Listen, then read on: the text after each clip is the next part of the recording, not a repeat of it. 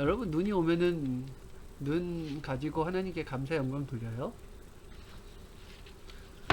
이게 좀 어린아이들은 눈이 오면은 좋잖아요. 눈이 오면 막 눈싸움도 하고 눈 가지고 눈사람도 만들고 막 뒹굴기도 하고 좋잖아요. 근데 이제 어른이 돼갈수록 눈을 싫어하잖아요. 왜 차 미끄러지기도 하고 또 이제 눈이 녹으면은 좀 지저분해지기도 하고 또 많이 미끄럽기도 하고 그래서 눈을 어른이 될수록 별로 눈을 싫어합니다. 그런데 여러분, 제가 총회장 목사님 삶을 보면서 깨달은 게 있어요. 야, 눈이 오면 감사를 해야 되는구나. 하나님께서 하나님의 이벤트구나. 가을에는 가을 단풍놀이를 하고요. 겨울에는 눈 이벤트를 하고요. 봄에는 꽃 이벤트를 하고 여름에는 햇살 이벤트죠. 그런 하나님의 이벤트 때 하나님께 감사, 하나님의 그 이벤트를 알아주고 그리고 그것으로 이제 막 눈이 오면은 그 연세가 70세가 넘으셨는데도 그렇게 눈에서 막 뒹구시고 눈에 막 썰매 타시고 마음껏 기뻐하시는 모습을 보면서 제가 생각이 달라졌습니다. 아, 나도 그렇게 살아야 되겠구나.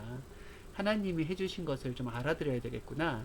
이런 하나님 앞에는 나이 든 사람, 나이 어린 사람 이게 없대요. 하나님의 나이가 어마어마하게 많기 때문에 우리들은 다 하나님 앞에 귀여운 사랑덩이라고 하는 것입니다.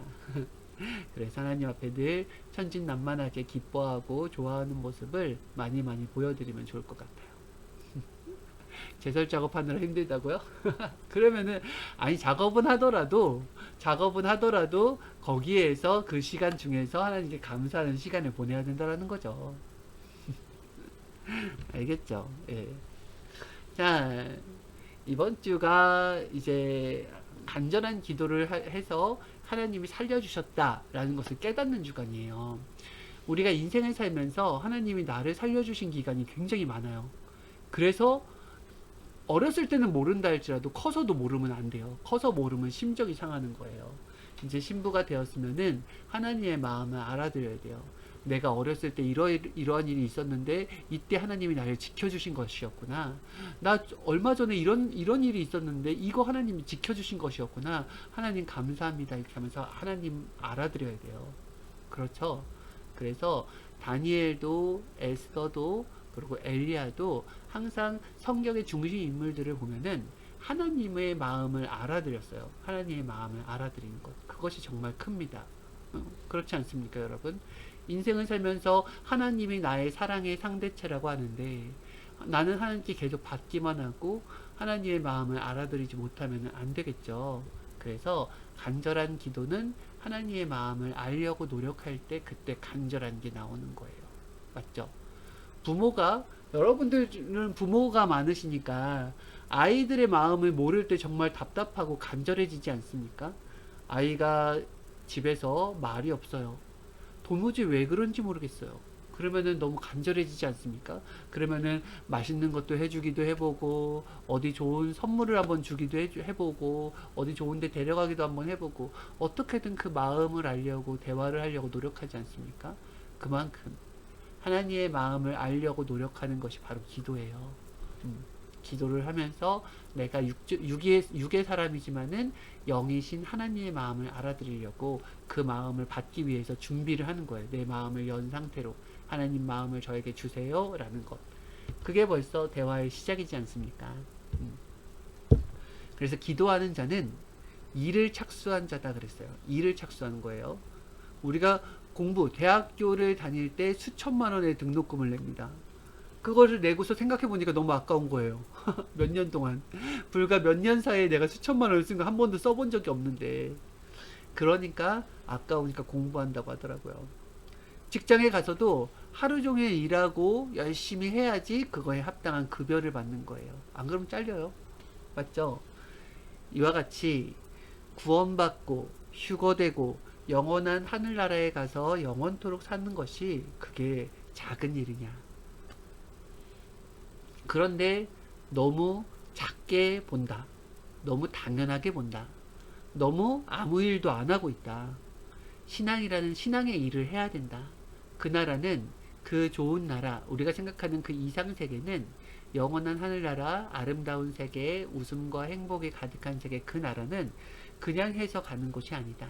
신앙의 일을 해야 된다라는 거예요. 신앙의 일을. 신앙의 일을 하지 않고 육적인 일을 했으면 육적인 결과를 얻겠죠. 영적인 일을 해야지 영적인 결과를 얻는 거 아니겠습니까? 그래서 기도는 일이다 라고 표현을 하신 거예요. 그리고 또 뭐라 그랬냐면은 하나님이 기도하자라고 한 것은 나랑 대화하자 하는 것이랑 똑같대요. 우와, 전능자가 대화하자라고 청한 거예요.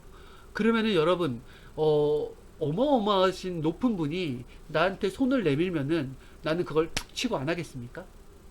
황송하죠. 황송하니까 두 손으로 하고 고개도 숙이잖아요. 그죠? 그와 같은 거예요. 하나님이 허락했다라고 하는 게 얼마나 큰지 몰라요. 전능자, 전지전능하신 자가 우리한테 대화하자라고 대화하는 것을 허락했다라는 것이 어마어마한 것입니다. 총회장 목사님도 그거를 9살 때 깨달았대요. 아등 9살 때. 초등학교를 졸업하고 그걸 깨닫고 나서 하나님이 대화를 허락했을 때 그때 기도를 하기 위해서 그 산에 올라간 거예요. 그 대둔산에 기도하러. 왜 멀쩡한 집 놔두고 거기를 올라가냐고요? 집에 있으면은 어리니까. 그리고 그 당시에는 이제 농사를 해야지, 온 가족이 달라붙어야지 먹고 살 수 있었으니까. 그 집에 가면 이 일 시키고 저 일 시키고 하루 종일 하나님을 생각할 수 있는 시간이 없어요. 그래서 그 어렸을 때 굴에 들어가서 누구도 찾지 못한, 그때는 핸드폰도 없었으니까 거기서 기도를 했다고 했습니다. 그만큼 전지전능하신 하나님의 그 가치를 깨달으니까 그 대화에 응답하신 거예요.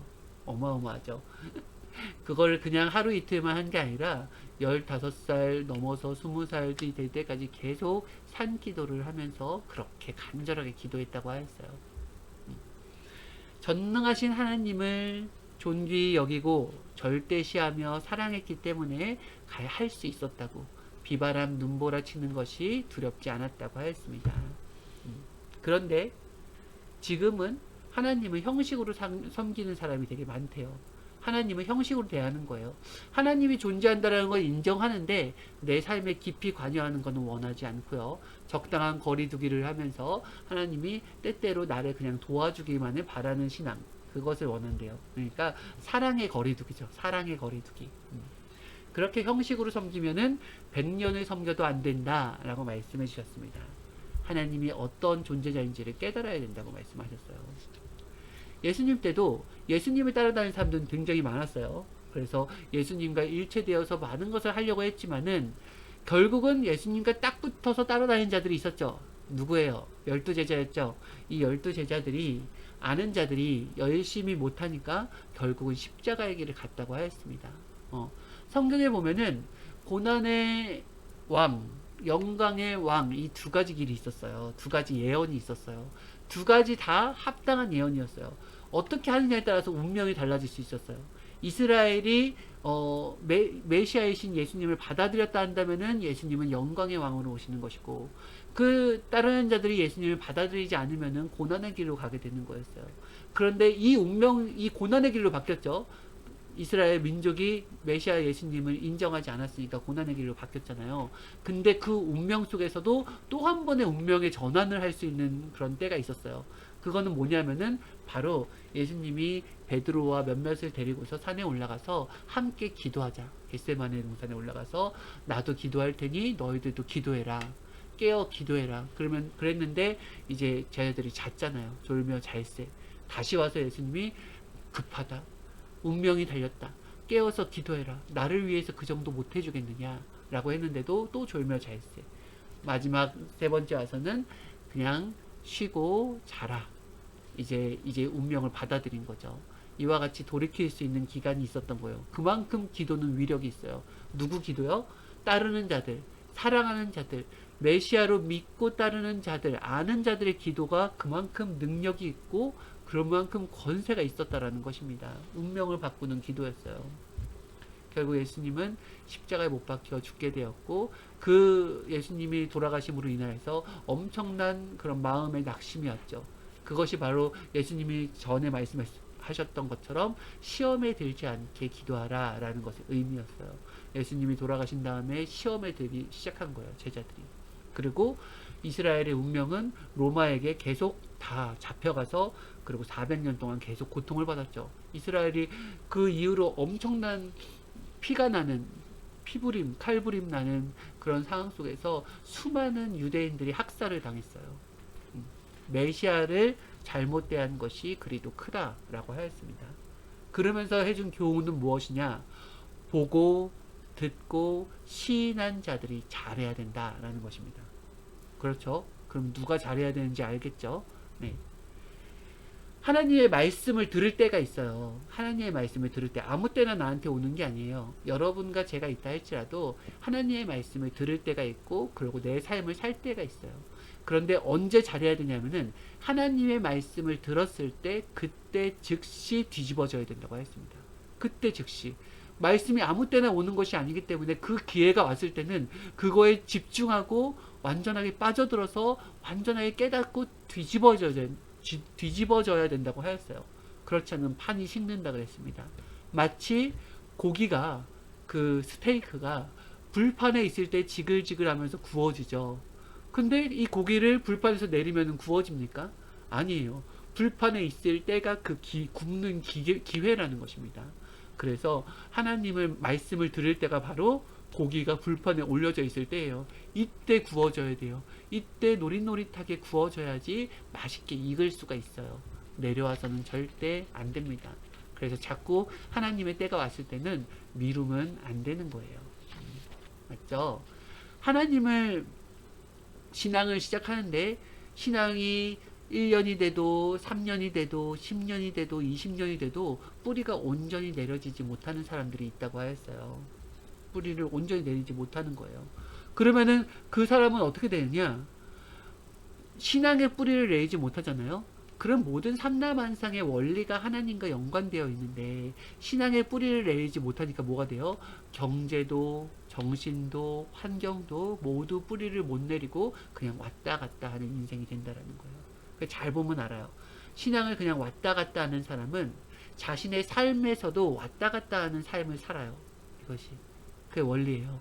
그래서 하나님의 근본되는 신앙의 뿌리를 깊게 내려야지 정치, 경제, 사회의 모든 부분들을 다 잡을 수가 있어요. 하나님은 뭘 가르치기 때문에? 바로 정신을 가르치기 때문에. 하나님의 정신은 대충 하는 것이 없어요.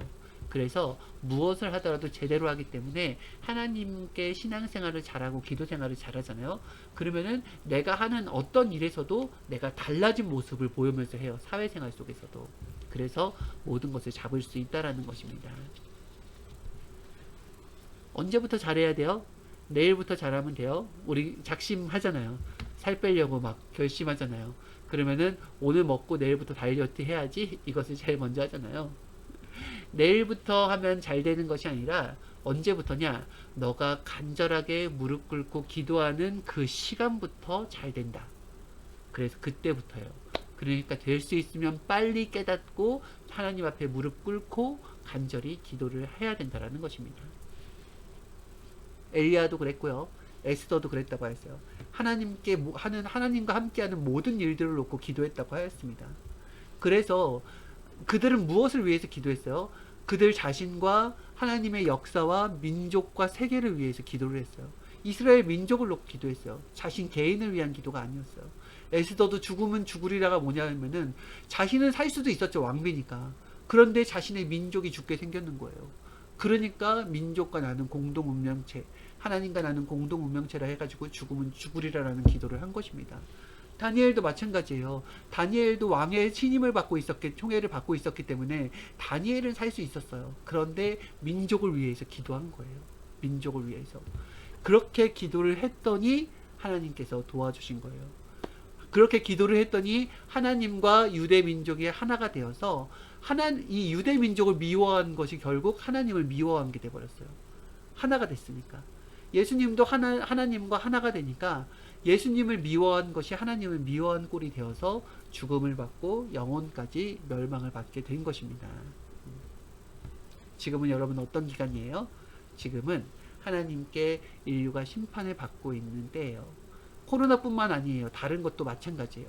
모든 것들이 다 드러나고 있어요. 그 자신의 행위들이 드러나고 있어요. 요즘에 뉴스 보면은 옛날에 나오지 않았던 그런 높은 직위에 있는 사람들에 대한 비리들이 쫙 드러나지 않습니까? 그리고 저변에 깔려져 있었던 그동안 발각되지 않았던 많은 것들이 드러나고 있어요. 드러나는 시기가 되어버렸어요. 음, 그렇죠. 하나님은 이 코로나로 더불어서 인류에 무엇을 시행하냐면은 드러나게 하는, 죄악 행한 대로 그 결과가 드러나게 하는 그런 때를 인류에 선포하고, 그렇게 우리는 행위대로 받고 있습니다. 하나님께서 바짝 행하시는 기간이니까 우리도 깨닫고서 바짝 긴장하고서 함께 해야 될 때인 거예요. 어떤 때인지 알겠죠? 악을 보면요, 악은 끊임없이 악을 행합니다. 끊임없이 행해요, 악을. 하나님은 악의 세계에다가 악을 가둬놓습니다. 악을 가둬놨어요. 악의 세계. 지옥이라는 곳에 가둬놨죠. 그렇기 때문에 하나님은 악을 지옥으로 보냈기 때문에 영원히 후회를 안 하신다고 하였어요. 악을, 우리에게는 어떤 걸 주냐면은 악을 행하지 않을 수 있는 능력과 권세를 누구나 다 가지고 있다고 했습니다. 이게 무슨 말이에요? 여러분들은 보편적으로 우리가 밖에 나가서 누구 남의 물건을 훔칩니까? 보편적인 사람들이? 그렇지 않죠. 특수한 사람들이 그렇게 하죠. 왜 여러분들은 남의 물건이 옆에 있는데 안 훔쳐요? 그게 악이라는 것을 우리는 알고 있어요. 왜 다른 사람을 함부로 때리잖아요. 왜 이것이 보편적인 일이 아니고 특수한 일이 됐어요.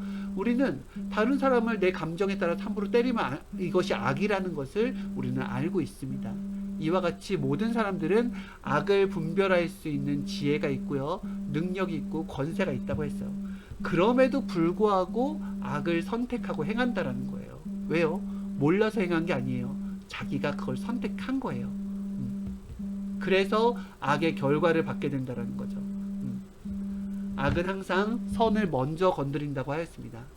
다윗도 요셉도 노아도 항상 악이 먼저 선을 건드려요. 그렇기 때문에 악이 먼저 심판을 받게 된다는 거예요. 기도를 할 때 21일 기도를 하고 40일 기도를 하고 이런 기도의 기간이 있잖아요.